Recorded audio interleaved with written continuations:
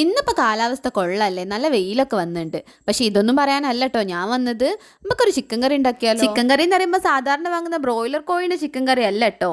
ഒരു വെറൈറ്റിക്ക് നമുക്ക് leghorn കോഴീന്റെ chicken കറി എങ്ങനെയാണോ? ഇതിപ്പോ വലിയ വ്യത്യാസമൊന്നും പറയാനില്ല. ഇതിന് കുറച്ച് വേവ് കൂടുതലാണ്. അപ്പൊ പിന്നെ കുക്കറിലിട്ടൊന്ന് വിസിൽ വരുത്തണം. ബാക്കിയൊക്കെ സാധാ ചിക്കൻ കറി വെക്കുന്നത് പോലെ തന്നെ ഇൻഗ്രീഡിയൻസ് ഒക്കെ സെയിം ആണ്. ഞാൻ പറഞ്ഞല്ലോ, ലേശം വേവ് കൂടുതലാണ്, അതേ ഉള്ളൊരു പ്രശ്നം. ഇതിപ്പോ ഇവിടെ എങ്ങനെയാണ് ഉണ്ടാക്കുന്നതെന്ന് വെച്ച് കഴിഞ്ഞാൽ ആദ്യം തന്നെ മല്ലിപ്പൊടിയും മുളക് പൊടിയും കൂടി ഒന്ന് അടുപ്പത്ത് വെച്ച് ചൂടാക്കിയിട്ടുണ്ട് കേട്ടോ. ചിക്കൻ കഴുകി വൃത്തിയാക്കി ആവശ്യത്തിന് വേണ്ട ഉള്ളിയും പച്ചമുളകും ഇഞ്ചിയും വെളുത്തുള്ളിയും എല്ലാം കൂടി ഇട്ടിട്ട് കുക്കറിലാക്കി വെച്ചിട്ടുണ്ട്. അതിലേക്ക് ഈ പൊടികളും കൂടി ചേർത്ത് കൊടുക്കുക. മഞ്ഞപ്പൊടി ഉപ്പും മറക്കരുത് കേട്ടോ. ഈ പൊടികൾ ചേർത്ത ശേഷം ആവശ്യത്തിന് വേണ്ട വെള്ളവും കൂടി ഒഴിച്ചിട്ട് കുക്കർ നന്നായിട്ട് മൂടി വെച്ച് വിസിൽ വരുത്തുക. ഒരു 4-5 വിസിലൊക്കെ വന്നതിന് ശേഷം ആദ്യം അരിഞ്ഞു വെച്ച തക്കാളി ഉരുളക്കിഴങ്ങും കൂടി ചേർത്ത് കൊടുക്കണേ. ഇതിപ്പോ തേങ്ങ വറുത്തരച്ചിട്ടുള്ള ഒരു ചിക്കൻ കറി കേട്ടോ പ്ലാൻ ചെയ്യുന്നത്. അതുകൊണ്ട് തന്നെ ഒരു സൈഡിൽ കൂടി തേങ്ങയും വറുത്തുകൊണ്ടിരിക്കണം. തക്കാളി ഉരുളക്കിഴങ്ങും ഒക്കെ ചേർത്ത് ഒരു വിസിൽ വരുത്തിയതിന് ശേഷം ഈ വറുത്ത് വെച്ച തേങ്ങ നല്ല മഷി പോലെ അരച്ചെടുത്തിട്ട് അതും കൂടി കറിയിലേക്ക് ചേർത്ത് കൊടുക്കുക. അപ്പൊ അവസാനം ഇതങ്ങനെ ഉണ്ടാവും.